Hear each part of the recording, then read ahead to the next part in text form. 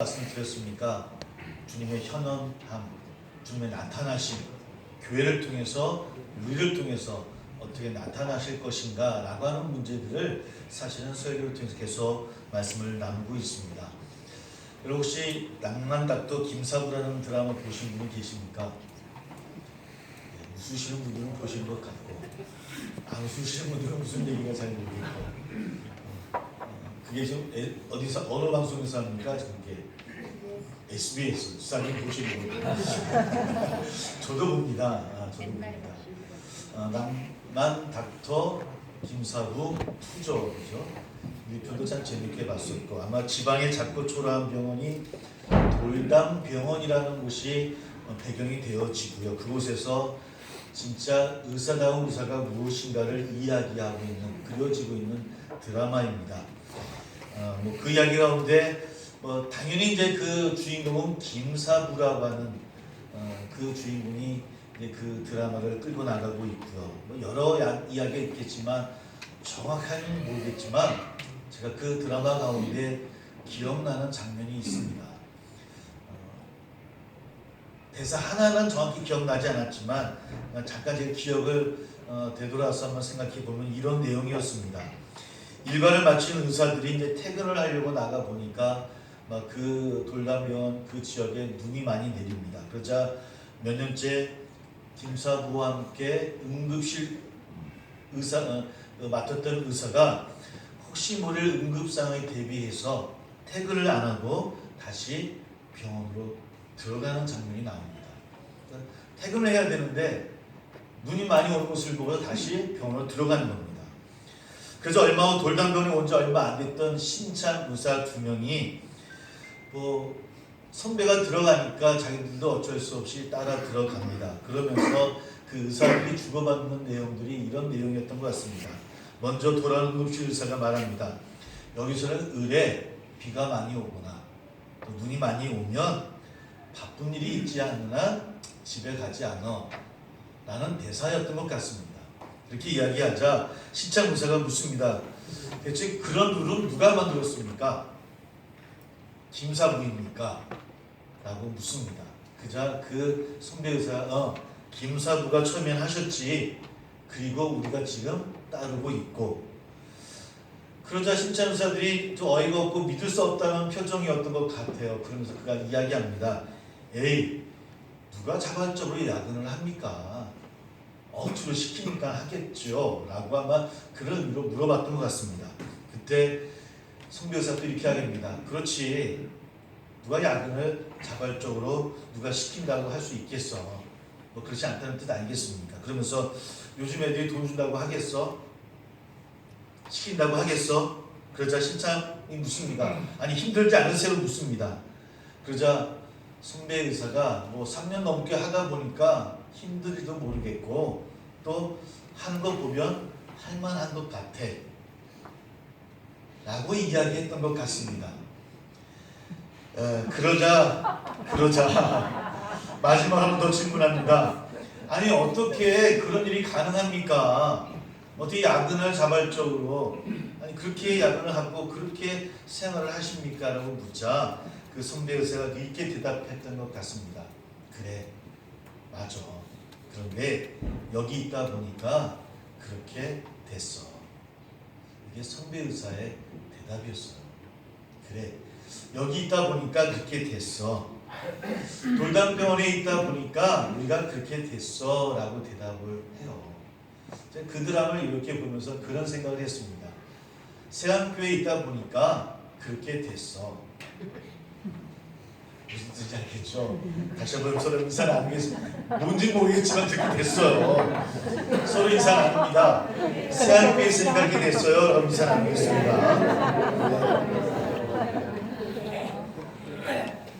그러려면 어떻게 될까요? 무슨 의미였을까요? 이 드라마에서는 좋다는 겁니까? 나쁘다는 겁니까? 좋다는 거죠. 그러려면 누구처럼 돼야 된다는 겁니까? 김사부처럼 돼야 된다는 거죠.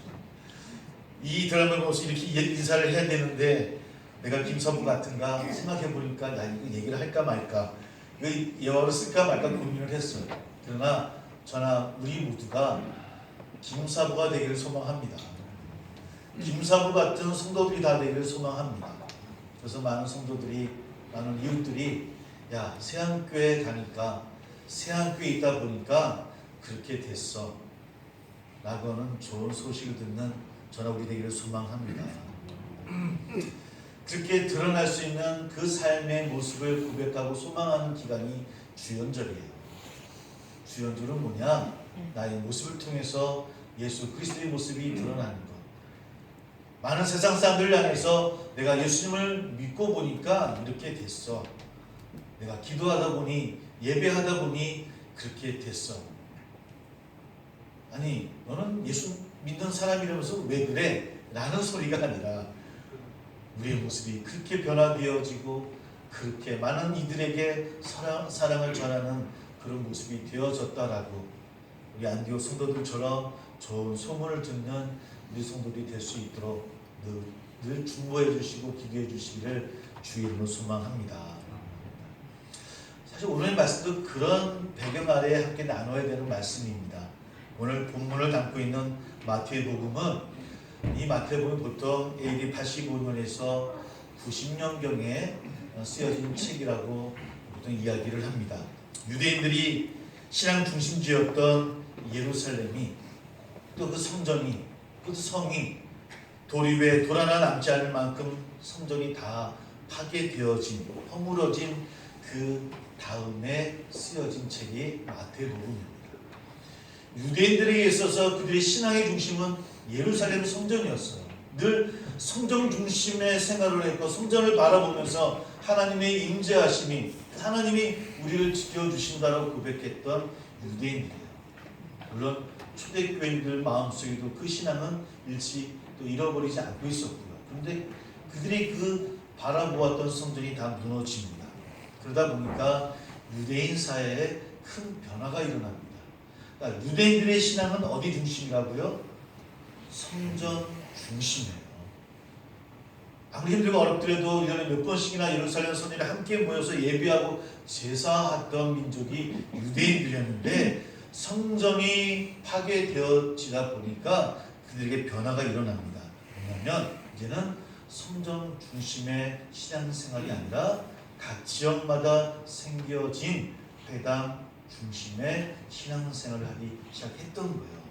즉 성전에서 제사 중심의 신앙생활을 하던 유대인들이 이제는 각 지역마다 회당이 생겨서 회당에서 율법을 배우고 말씀을 상고하는 회당 중심의 신앙생활로 점차 변화하기 시작하더라는 겁니다.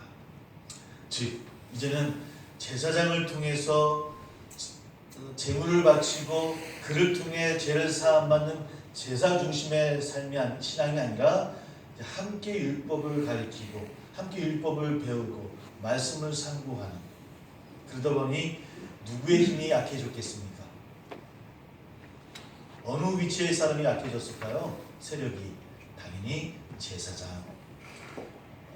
제사 중심의 성전 중심의 신앙생활은 제사장의 힘이 강했는데 회당 중심의 생활을 하다 보니까 제사장 세력이 약해지고 이제는 랍비나 사두개파, 사두개인들, 율법학자들의 힘이 점차 강해지던 시대.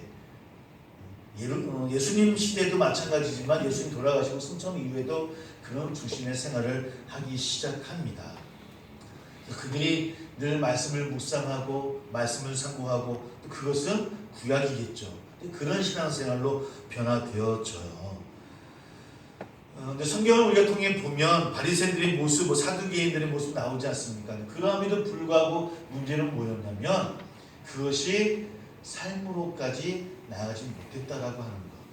그러니까 회당 중심의 생활을 하고 말씀을 상고하고 말씀을 듣고 율법을 연구함에도 불구하고 유대 땅에 신앙의 문제가 생기기 시작했는데 그게 뭐냐? 바로 그 신앙과 삶이 같이 가는 신앙이 아니라 별개의 일이 되어졌다고 하는 겁니다. 바로 그런 배경 아래 오늘 말씀이 쓰여지는 거예요. 사실 오늘 함께 읽을 말씀은 우리 교회의 말씀은 13절부터 20절까지의 말씀이 오늘 교회의 말씀인데 13절만 읽었습니다. 그런 말씀 중심의 신앙생활 가운데서 가장 중요한 것이 뭐라고 생각합니까? 보통 우리 한국교회는 말씀 중심의 신앙생활을 강조하는 교회가 한국교회이죠. 아마 처음은 말씀을 듣는 것을 강조하고 또 말씀을 배우는 것을 강조하고 또 열심히 연구해서 말씀을 잘 아는 것, 이것이 말씀 중심의 신앙생활의 가장 중요한 거 아니겠습니까? 쉽게 얘기해서 말씀을 잘 배우는 것, 말씀이 무슨 뜻인가를 깨달아가는 것. 마태복음 7장 14절에 이런 말씀이 있습니다. 예수님께서 누구든지 나의 말을 듣고 행하는 자가 그 집을 반석 위에 지은 지혜로운 사람 같다라는 말씀이 있어요. 그러니까 말씀을 행하는 자가 되어야 된다라고 이야기하죠. 그러니까 말씀을 잘 배우고 말씀을 잘 아는 것도 중요하지만, 그러나 성경은 계속해서 주님은 뭐라 말씀하시냐면 말씀을 행하는 자가 되어야 된다. 말씀이 삶이 되는 삶을 살아야 된다고 이야기합니다. 바로 그런 배경 아래 오늘 말씀 우리에게 주어졌어요. 다시 한번 13절을 함께 한번 읽어보겠습니다. 같이 시작. 너희는 세상의 소금이니 소금이 만일 그 맛을 잃으면 무엇으로 짜게 하리요? 의에는 아무 쓸데없어 다만 밖에 버려져 사람에게 갈대일 뿐이니라. 오늘 말씀을 가만히 읽어보면 오늘 예수님은 우리에게 너희는 세상의 소금처럼 되라 라고 말씀하시는 게 아니에요. 우리 보고 빛처럼 되어라, 소금처럼 되어라 라고 말씀하시는 주님이 아니셔요. 뭐라 말씀하시냐면 너희는 세상의 소금이다. 그리스도인은, 하나님의 백성은 소금이다 라고 말씀하는 거예요. 즉 소금이 믿는 사람들의 정체성이에요. 소금이 우리들의 모습이에요. 그래서 주님이 계속 말씀하시는 것은 뭐냐면 소금이 만일 그 맛을 잃으면 무엇으로 짜게 할 수 있겠냐라고 묻습니다. 후에는 아무 쓸데없어서 다만 밖에 버려져서 사람에게 밟힐 뿐이니라. 여러분, 소금이 맛을 잃는다고 하는 것은 무슨 뜻이겠습니까? 소금이 맛을 잃어버리는 것이 가능합니까? 소금인데 맛을 보니까 그 맛이 없는 소금, 혹시 맛을 보신 소금 있습니까? 소금은 소금이에요. 소금은 어떤 맛입니까? 짠맛을 납니다. 소금이 그 맛을 잃어버릴 수 있을까요? 요즘 우리의 이해로는 이해 못하는 맛. 왜냐하면 우리는 뭘 어떤 소금을 사용합니까? 천일염. 근데 이 시대에 2000년 전 이스라엘 때 사용하던 소금은 천일염이 아니라 땅에서 바위에서 깨운 암염을 사용했거든요. 이 암염은 비를 맞거나 물에 젖게 되면 소금기가 빠진다고 합니다. 그러니까 소금임에도 불구하고 맛을 잃어버릴 수가 있는 거예요. 암염이기 때문에. 그러면 그 소금은 어떻게 되어지는 거예요? 버려지는 거예요. 길가에 버려져서 사람들에게 발에 밟히는 소금 아닌 소금이 되어지는 거예요. 그렇기 때문에 이 말씀을 이해만, 이 뜻이 그런 것이구나라고 우리가 아마 이해할 수 있을 것 같습니다. 여하튼 간에 소금의 가장 중요한 역할은 음식의 간을 맞추든지 방부제 역할을 하든지 그 짠맛이 있어요. 짠맛이 있어야 간도 낼 수 있고 방부제 역할도 할 수 있다라고 하는 겁니다. 그런데 그 소금이, 이 암염이 그 맛을 잃어버리면 아무 소용이 없다라고, 그저 발에 밟힐 뿐이다라고 예수님은 말씀하고 있더라는 겁니다. 왜? 소금이 짠맛이 있어서 녹아야만 음식의 간을 맞출 수 있고 식품을 적일 수 있잖아요. 그래야 소금 역할을 할 수 있잖아요. 소금이 곧 그리스도인들이다. 너희가 소금이다. 우리가 소금이다 라고 하는 것은 우리 또한 소금인데, 소금은 짠맛을 내기 때문에 그 짠맛으로 간을 맞추거나 방부제 역할을 해야 돼요. 그러면 간을 맞추고 방부제 역할을 하려면 소금이 어떻게 돼야 됩니까? 혹시 김치를 먹다가 음식을 먹다가 소금 큰 거 탁 씹으면 어떻습니까? 우리 아들이 으악 그러거든요. 우리 어렸을 때 소금이 어떻게 돼야 그 음식이 맛난 음식이 됩니까? 또 방부제 역할을 하니까 녹아야죠. 잘 녹아야 돼요. 소금이 녹아야 음식의 간을 맞출 수 있고 또 소금이 녹아야 식품을 절일 수 있습니다. 즉 그리스도인이 세상의 소금이라는 정체성을 잃어버리거나 또 변하지 않는 가운데 녹아져야 맛을 낼 수 있는데 녹아내지 아니하면 부패를 방지할 수 없단 말이에요. 즉 그리스도인은 소금인데 소금이 녹아 간을 내듯이 방부제 역할을 하듯이 오늘 주님은 우리를 향해서 우리가 소금이니 녹아내리는 삶을 살아야 된다는 거예요. 그것이 오늘 13절에서 내게 주어지는 말씀이에요.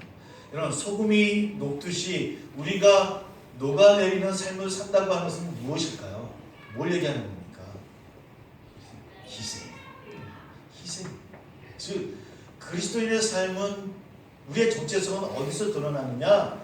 희생의 삶 속에서 드러나는 것이다 라고 하는 것이 오늘 주의 말씀이라고 하는 거예요. 그 희생을 통해서 하나님의 의를 지켜내고 평화를 이루어내고 화평과 주의 사랑을 전하는 자로 세워진다고 하는 겁니다. 그러므로 혹 우리에게 불이익이 있다 할지라도 당연히 녹아내린다는 자체가 불이익이에요. 내가 사라지니까 나를 숨겨야 되니까 나를 포기해야 되니까 그러므로 인해서 하나님의 의가 드러나고 사회의 부패를 막아내고 오류 앞에서 강하게 담대하게 나설 수 있는 것이 우리 그리스도인들의 정체성이라고 하는 겁니다. 여러분 우리 모두가 소금입니다. 맛을 잃지 않는 저나 우리 되기를 주의 이름으로 소망합니다. 제가 얼마 전까지만 해도 얼마 전 요즘도 마찬가지입니다. 우리 아이들을 특별히 학생이나 어린이들을 기도할 때 저도 모르게 이런 기도 제목 하도 어렸을 때부터 들어왔어요. 머리가 될지언정 꼬리가 안 되게 해주십시오라는 기도를 꼭 했었어요. 지금도 어떻게 저도 하긴 해요. 머리가 될지언정 꼬리가 안 되게 해주시옵소서. 머리가 되는 우리 친구들 다들 소망합니다. 이 말씀을 곰곰이 생각해 보니까 우리가 깨달으면 깨달을수록 이 기도가 바른 기도는 아니구나. 정말 하나님이 기뻐하신 기도는 아니구나라고 하는 고백을 하게 되어집니다. 여러분 왜 세상이 살맛이 안 날까요? 아니 묻습니다. 여러분 세상 살맛 나십니까? 우리 저번에는 행복하려고 물어봤다가 저도 목사님은 행복하십니까? 저 질문을 받았는데 여러분은 세상에 살맛 나십니까? 큰일 났네요. 세상이 깨끗하고 순전한 것 같습니까? 그러면 이렇게 질문을 해볼까요? 여러분 우리가 사는 세상이 순전하고 깨끗한 것 같습니까? 아니면 악취가 나는 것 같습니까? 어떨까요?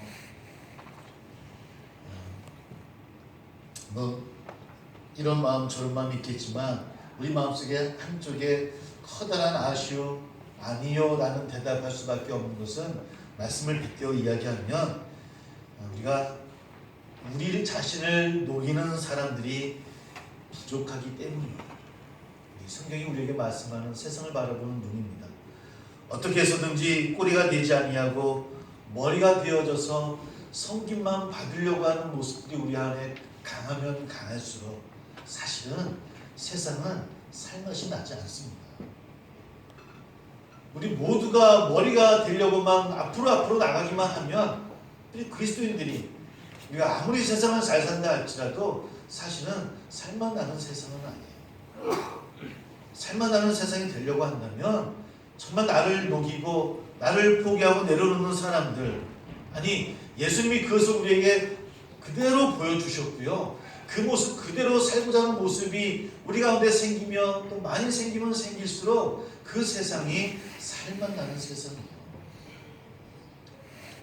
새한교회에 있다 보니 그렇게 됐죠 라고 하는 그 고백이 정말 되려고 한다면 우리 한 사람 한 사람이 소금처럼 녹아내리는 삶을 살지 않고서는 우리 살맛 나는 신앙생활입니다 라고 고백하기는 쉽지 않더라는 겁니다. 우리 그리스도인들이 두 가지 신앙을 꼭 잊지 않아야 되는 게 있잖아요. 첫 번째는 칭의의 신앙이고 두 번째는 성화의 신앙이에요. 이건 꼭 기억해 주시길 바랍니다. 첫 번째는 칭의, 의화의 신앙이고 두 번째는 성화의 생활이에요. 하나님께서 세상을 정말 사랑해 주셔서 독생자를 보내주셨어요. 이는 저를 믿는 자마다 멸망치 않고 영생을 얻게 하려 하심이 하나님의 뜻입니다. 그러므로 우리는 우리를 대신해서 십자가에서 죽으셨다가 부활하신 그 예수님을, 그 주님을 믿음으로 의롭게 여겨진 존재라고 하는 거예요. 그리스도는 누구냐? 예수 그리스도를 고백함으로 하나님에 의해서 의롭게 여겨진 받은 존재들이에요. 내가 잘 살고 착한 일을 많이 해서 얻은 의로움이 아니라 하나님이 나를 그렇게 여겨주신 거예요. 칭의함을 얻었어요. 그럼 우리가 어떤 삶을 살아야 되느냐? 성화의 삶을 살아야 돼요. 예수를 믿어 의롭다 여김을 받은 사람은 이제 그때부터는 관계의 변화가 일어나야 되고요. 삶의 변화가 일어나야 되고 인격도 변화해야 되고 습관도 변화되어져야 돼요. 누구의 도움으로? 성령의 도움으로.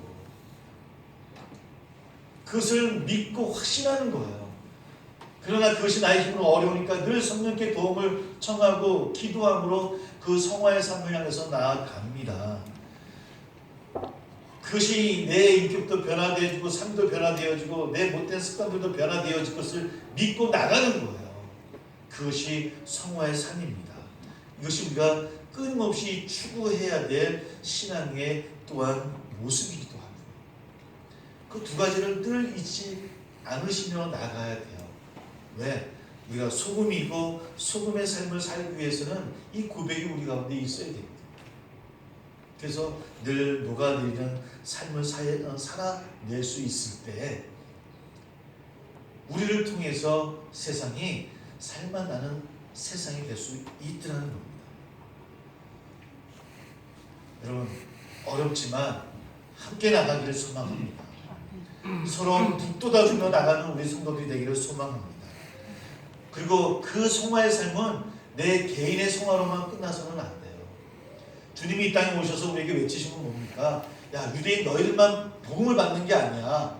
너희들이 구원받지 못한다라고 이야기하는 이방인들, 세상의 모든 이 땅의 것들이 구원하기 위해서 내가 온 거야 라고 외치신 거예요. 즉 내가 의로운 자로 되어졌고 성화의 삶을 살고 소금의 역할을 한다고 하는 것은 나만 구원 잘 받고 나만 잘 살고 나만 살만 나는 세상을 만들자는 것이 아니에요. 나를 통해서 이웃이 살만 나고 나를 통해서 자연이 멋지게 살만 나는 자연이 되어지고 이 지구가 되어지고. 저는 뉴스를 보니까 30년 후면요, 30년 후면 우리 자녀들이 우리 나이 때 될 때를 것 같아요. 자원도 다 고갈돼요. 뭐 지금도 우리가 마스크 쓰고 다니지 않습니까? 정말 지하로 내려갈 수도 있다라는 얘기를 해요. 이게 왜 그렇습니까? 그저 우리가 가지려고만 누리려고만 했던 우리 인간들의 실수고 죄였어요. 그것이 살만 나지 못하는 세상으로 만들어 나가는 거예요. 작은 것에부터 우리가 하나하나 지켜나가야 돼요. 제가 아이들 때 그런 얘기를 하거든요. 가끔 얘기하다, 야 너희들 휴지 아무데도 버리지 마. 휴지 버리면 안 돼. 휴지 버리고 하나님이 좋아하시는 게 아니야. 작은 것 하나하나 지켜나갈 수 있어야 하나님이 정말 좋아하시는 신앙이 될 수 있어라고 얘기하는, 우리도 마찬가지입니다. 우리가 이웃을 사랑하고 내가 주님 고백하는 것만으로 우리가 신앙생활을 잘하는 게 아니더라고요. 살만나는 세상으로 만들기 위해서 우리가 지켜나갈 것들이 참 많이 있고 힘들지만 해야 되는 것들이에요. 왜? 그리스도인이고 소금이니까.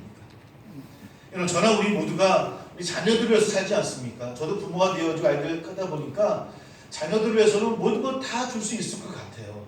내 목숨까지 자녀들을 위해서 희생할 수 있을 것 같아요. 근데 정작 우리 자녀들이 살아야 돼, 아주 우리 손자 손녀들이 살아야 될 이 땅의 모습에 대해서는 전혀 생각지 못하고 있는 거예요.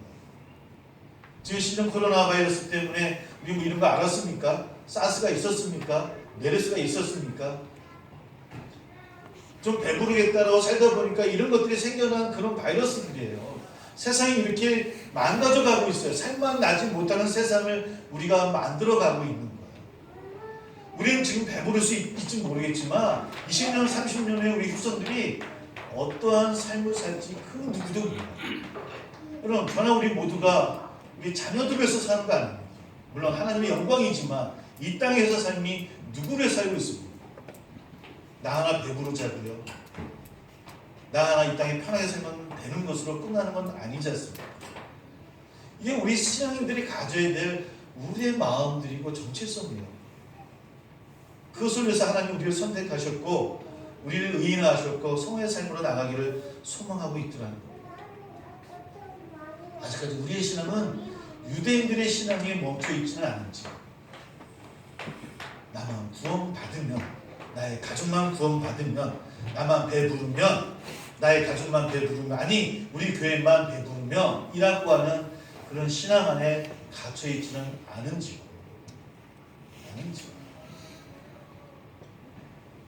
사랑하는 사랑의 성도 여러분, 우리는 소금입니다.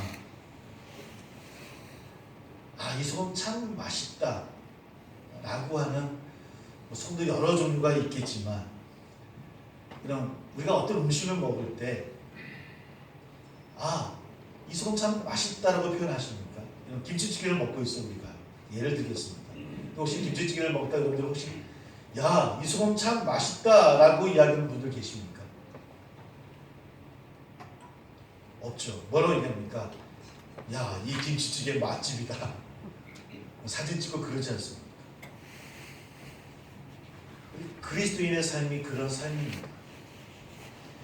우리가 드러나는 삶이 아니라 누가 드러나는 삶이 되어져야 되겠습니까? 하나님이 주인공이십니다. 우리는 녹아내려져서 이 땅에 살만 나는 세상을 만들어지기 위해서 소금이에요. 그런데 참 그런 소금의 역할을 하고 내 이름이 들춰나고 내가 드러났으면 좋겠는데, 오늘 성경에서는 또 말씀 속에서는 그런 우리의 소금의 역할을 통해서 누가 드러나야 된다고요? 하나님께서 드러나야 된다라고 이야기해요. 이것이 이 기간 주연절을 통해 함께 나누는 말씀이에요. 너희는 세상의 소금이다. 그런데 소금의 역할을 하는 것이 쉽진 않고 어렵고 절제도 해야 되고 또 그렇게 어렵게 걸어가는 신앙의 여정이지만, 또 한 가지 너희 소금은 누구도 알아주지 않을 거야. 오늘 이 말씀이 좀 손해본 것 같고 조금 마음도 좀 쩝쩝한 그런 마음이 있긴 하지만, 그러나 이것이 우리의 정체성임을 깨달아서 우리 함께 신앙의 여정을 나가는 주의 이름으로 우리 모두 되기를 소망합니다. 그래도 우리 하나 믿지 않습니까? 이 땅에 그런 삶을 통해 사는 우리들을 통해서 하나님 나라 진짜 하나님 나라에 거했을 때 놀라운 영생의 축복이 우리 가운데 있음을 고백합니다. 우리가 상상하기조차 못하는 놀라운 그 영광이 우리에게 약속이 되어져 있고요. 그 영광을 향해 나가는 우리의 삶이 좀 힘들고 어렵지만 여러분 담대하시고 힘내시고 서로 격려하시면서 오직 주님만 드러나는 삶을 위해서 나아가는 저나 우리 모두 다 되기를 주의 이름으로 축복합니다. 기도하겠습니다. 우리 함께 기도합니다. 소금처럼 나는 사라지고 오직 주만 나타나도록 하는 것을 우리의 소망으로 삼으며 나가는 우리가 되기를, 그래야 진짜 이웃사랑이 되고 하나님이 기뻐하시는 선행이 될 수 있음을 바라봅니다. 지금까지 우리를 사실은 내 개인의 욕심들, 내 개인의 배부름만을 위해서 살았습니다.